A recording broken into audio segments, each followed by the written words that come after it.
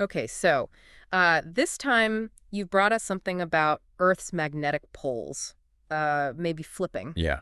It's a pretty wild idea, right? Right. We're diving deep into this RT video. They usually do a good job with this kind of stuff. Right. They're pretty reliable, so no need to tiptoe around it. Let's go all in. Not just like will they or won't they flip, but what does that even look like? How would we know?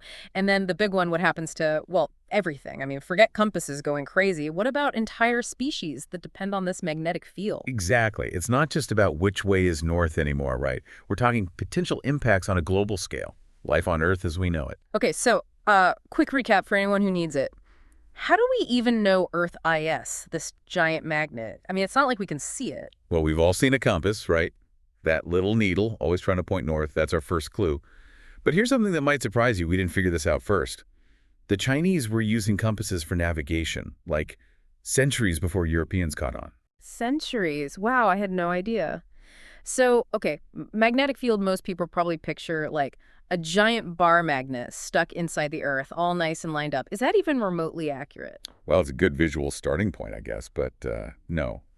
The reality is way more dynamic and hot. Imagine this, 2,900 kilometers straight down, that's like 3 times the radius of the moon. There's this massive ocean of molten iron nickel all swirling around under incredible pressure. That, my friend, is the geodynamo. The churning ocean of molten metal. That's intense. So that's what's creating this invisible force field around us. It's the main engine, yeah. Mhm. But it's not the only player in the game. Ocean currents, even the Earth's crust itself, those generate tiny magnetic fields too. Think of it like the geodynamo is leading the orchestra, but there are all these other instruments adding their part to the music. Okay, so not just one magnet, but this whole interconnected system. Wild.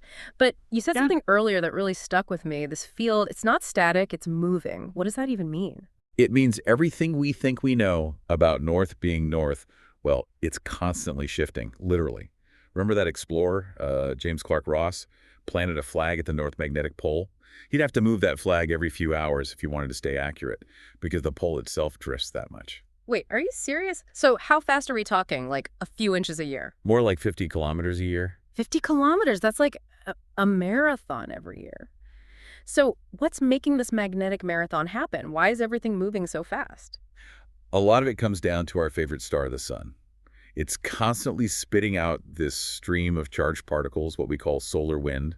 And when that wind slams into Earth's magnetic field, it creates pressure. Imagine someone squeezing a balloon. Okay, so the solar wind is like squeezing Earth's magnetic field, making the poles do a little dance. Is that what's throwing things out of whack? Exactly. But remember those smaller magnetic fields we talked about? The ones from the oceans, the crust? They're pushing and pulling on the field lines too. It's like a giant magnetic tug-of-war happening above our heads all the time. So we've got this invisible battle going on, making the North Pole wander around like it's lost its GPS. This is blowing my mind. How do we even begin to understand something this complex? It might help to think of it visually, like a painting. From far away, Earth's magnetic field, yeah, it looks kind of simple, like that classic bar magnet image. Mm-hmm. But get up close. Total chaos. All these smaller magnetic swirls, what we call multipole fields, they're constantly competing, trying to dominate. And those smaller fields, they're making the poles go a little haywire right now. So the closer you look, the weirder it gets. We're talking a rogue North Pole. Basically. And this is where it gets really interesting. See, the main field, the one that gives us north and south, it's called the dipole, and it's weakening. As that happens, those smaller fields, they get more influence, start pulling the poles this way and that. It's like the whole balance of power is shifting. Okay, so Earth's magnetic field, not just north and south, but this whole dynamic, constantly changing system. Crazy. But big question here. Can WE sense any of this? Do humans have some kind of internal compass like other animals seem to? That is the million-dollar question. There's this really interesting study where they put people in a shielded room, blocked out all the external magnetic fields, and then they manipulated the field around them just to see if it triggered anything, like any changes in brain activity. Did people suddenly turn into human compasses, start walking in circles? Not quite. But it was interesting. Some people, their brainwaves, they did change in response to the shifting magnetic fields, but they weren't consciously aware of it. So no smoking gun for a conscious magnetic sense, but It's not impossible either. So maybe somewhere way back in our evolutionary past, we were more tuned into this stuff, the sixth sense, and we've just lost it somewhere along the way. It's definitely possible. But while WE might not be consciously aware of these magnetic forces, there's no denying that some animals are deeply in tune with them. You're talking about those cows you mentioned earlier, right? The ones that seem to align themselves with the Earth's magnetic field. Tell me more about that. It sounds unbelievable. Right. It's one of those things that makes you realize how much we don't know about the natural world. Researchers were looking at satellite images, of all things, and noticed this pattern that cows, when they graze, they tend to align themselves with the Earth's magnetic field lines. Wait, seriously, like living compasses? That's nuts. Why have I never heard of this before? I know, it's wild, right? And it gets even weirder. They've observed this pattern all over the world. Now, scientists aren't entirely sure why this happens. Could be herd behavior. Maybe they're subconsciously using the Earth's magnetic field for orientation. Who knows? Whatever the reason, it just goes to show that the animal kingdom is full of surprises. Talk about a mystery. But cows aren't the only ones, right? What about birds? They're famous for their crazy migrations. They must be using the magnetic field somehow, right? You're absolutely right. Birds are like the superstars of magnetoreception. That's the fancy word for sensing Earth's magnetic field. Think about it. They navigate across thousands of miles over open ocean at night and still manage to find their way. That takes some serious navigational skill. So they have tiny little compasses in their beaks or something. How does that even work? Okay, get this. Birds navigate by sensing something called magnetic inclination. It's not just about sensing north or south, but also the angle of the magnetic field lines relative to the Earth. It's like having an internal compass that tells them if they're going towards the pole or the equator. So like a built-in GPS that puts our technology to shame. That's incredible. It really is, and it gets even crazier. Scientists believe that birds might actually have special proteins in their eyes called cryptochromes that allow them to see the magnetic field lines. Wait, hold on. You're telling me they can see something we can't even fathom. That's mind-blowing. But you said they need light for this to work. What about animals that live in total darkness, like deep-sea creatures? We're thinking mole rats, right? The ones that live their entire lives underground. Yeah, exactly. They can't rely on light to see the magnetic field, so what are they using? Well, for creatures like that, it's a whole different ballgame. They've evolved different mechanisms.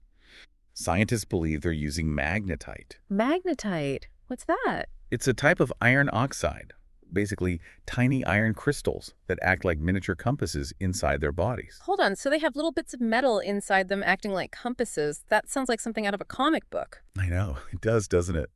But it's very real. And while we know magnetite is involved, we're still figuring out all the specifics. How are these animals actually using these tiny internal compasses to navigate? That's what's so cool about science. Always more to discover. It's amazing how much we still don't know about the world around us. But let's get back to this flipping poles for a second. Could they really switch places? And what would happen to all those migrating animals, like our compass cows and birds with their magnetic vision, if the field goes haywire? Those are the million-dollar questions, aren't they? And to answer them, we need to take a little trip back in time. Way back. Because Earth's magnetic field, well, it has a history, and that history is written in stone. Literally. Okay, now you've got me hooked. We're going time traveling. I'm ready when you are. Okay, so picture this. A volcano erupts, right? Lava spewing everywhere. And when it finally cools down, it becomes this, like, time capsule. See, as that lava solidifies, it locks in the direction of the Earth's magnetic field. So it's like each lava flow is a snapshot of the magnetic field from millions of years ago. Nature's photo album. Exactly. And we've learned some pretty wild stuff from studying these ancient lava flows. For one, we know the magnetic poles, they haven't always been where they are now. They've actually flipped hundreds of times throughout Earth's history. Hold on. You're telling me north has been south and south has been north multiple times. How is that even possible? And how often are we talking, like, every few years? Centuries? That's the crazy part. There's no set schedule. It's not like clockwork. Sometimes the field stays stable for millions of years and then bam, a flip. Other times, they happen relatively close together, maybe every few 100,000 years. Why it's so irregular, nobody really knows. So, like, good luck predicting that. It'd be like trying to predict the lottery numbers a year in advance. Totally random, huh? Pretty much. I mean, we can look back in time, analyze the data, and see, yeah, flips are part of the game. But predicting the next one, that's the holy grail right there. Okay, so the poles have flipped before, and who knows when they'll do it again, but let's say it happens tomorrow. What does that even mean for us? Will our biggest problem be compasses going haywire? Like, come on, it's the 21st century, we have GPS. That's what a lot of people think. And yeah, GPS is great, but here's the thing. It's not really about the poles flipping so much as what happens before. The magnetic field, it actually weakens. And a weaker field, well, that's when things get interesting. We're more exposed, more vulnerable. Vulnerable to what? Giant space squids. Not quite. Take solar storms. Those things are powerful, and without a strong magnetic field to protect us, they can pack quite a punch. So those pretty auroras we see, the northern lights, those are actually signs of Earth getting bombarded by stuff from the sun. Exactly. They're beautiful, but they're a reminder that space weather is a real thing. Yeah. And it can mess with our stuff. Satellites, GPS, even power grids. Wow, I never thought about it like that. So it's not really about which way my compass is pointing, it's about our tech going on the fritz. That's a little unnerving. It is, yeah. We're so reliant on technology, but we forget it's not invincible. That invisible shield, the magnetic field, that's what lets us have nice things. Without it, solar storms would make life a whole lot more rustic. So less about the flip itself, more about this magnetic field weakening. But you said it won't just vanish overnight, right? Exactly. It would take like billions of years for the field to disappear completely. But it's a good reality check, you know? We think we're so in control, but ultimately, we're at the mercy of these massive planetary forces. Okay, well, that's a relief. So flipping magnetic field, something to keep an eye on, even if it's not an immediate threat. But I'm still stuck on the animals. Like, if the magnetic field goes wonky, will birds suddenly forget how to migrate and start flying into buildings? Will those compass cows just start grazing in circles? Now, those are the questions, aren't they? We're just starting to scratch the surface of how animals sense and use the magnetic field, but what we do know is that some of them seem really sensitive to even small changes. Like those sea turtles, right? The ones that travel thousands of miles across the ocean to lay their eggs on the same beach they were born on. What happens if their magnetic map starts, like, glitching out? It could definitely mess with their migrations, yeah. Yeah. They could end up in the wrong place at the wrong time. And for some species, that could be disastrous. And what about those birds with their cryptochrome superpowers? Would a flipping magnetic field interfere with their migrations too? See, this is where it gets really interesting. We've been talking about how a weaker magnetic field could be bad news for our tech, but for some animals, it might actually be beneficial. Wait, really? Something that messes us up could actually help them. How does that work? Well, some scientists believe that solar storms, the same ones that can cause all sorts of havoc with technology, might actually make it easier for some animals to sense the magnetic field. So it's like those storms amplify the magnetic signals, giving them a clear path to follow, like a boost to their superpowers. It's a possibility. And if a flipping magnetic field means more frequent, more intense solar storms, well, that could have a huge impact on how some animals experience the world, even on an evolutionary level. So it's like this whole interconnected web, right?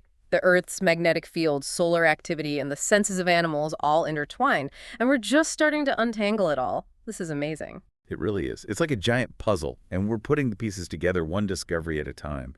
And the more we learn, the more we realize just how much we don't know. But one thing's for sure, Earth's magnetic field, it's way more than just a compass needle pointing north. It's a dynamic force constantly shaping life on our planet. And it'll keep doing so for millions of years to come. This has been mind-blowing. Okay, so we've talked about the science, the animals, but what about us? Where do humans fit into all of this? Let's explore some of those bigger questions after a quick break. Okay, so we've gone from like the Earth's core to the surface, even touched on the sun. But honestly, the animals are what get me. Right. They're living this every day, using these forces in ways we can barely imagine. Exactly. It makes you wonder, you know, what's it like to actually sense the world magnetically? What are they experiencing that we're totally clueless about? It's humbling, isn't it? We think we're so smart, but when it comes to this, we're practically babies compared to some animals. Like, they've got this whole other layer of reality, this magnetic landscape guiding them, and we're just starting to peek at it. And think of what we could learn. We could tap into that even a little. Navigation, communication, maybe even consciousness itself, who knows? Wow, now that would be something. To see the world like a bird, using the stars and magnetic fields. Talk about a different perspective. We spend so much time trying to force nature to fit us, but maybe, what if we learn to work with it instead? I love that, finding that balance, that harmony. Instead of fighting, we learn to I don't know, dance with it. Maybe that's the key to really thriving on this planet. Because Earth's magnetic field, it's a reminder that change is unavoidable, right? It's been happening for billions of years, shaping life on Earth in ways we're just beginning to grasp. Absolutely. It's humbling in a way. Mm. Not that we're not in control, but that we're part of something so much bigger. Yeah, we're not just standing on solid ground. We're standing on a planet that's alive, always changing, always surprising us. Well said. It's all about perspective, remembering we're just one part of this incredible interconnected system. This has been amazing, truly eye-opening. Thanks for taking this deep dive with us. My pleasure. It's always fun to explore these mysteries. And to everyone listening, thanks for joining us. Until next time, keep those minds curious and never stop exploring.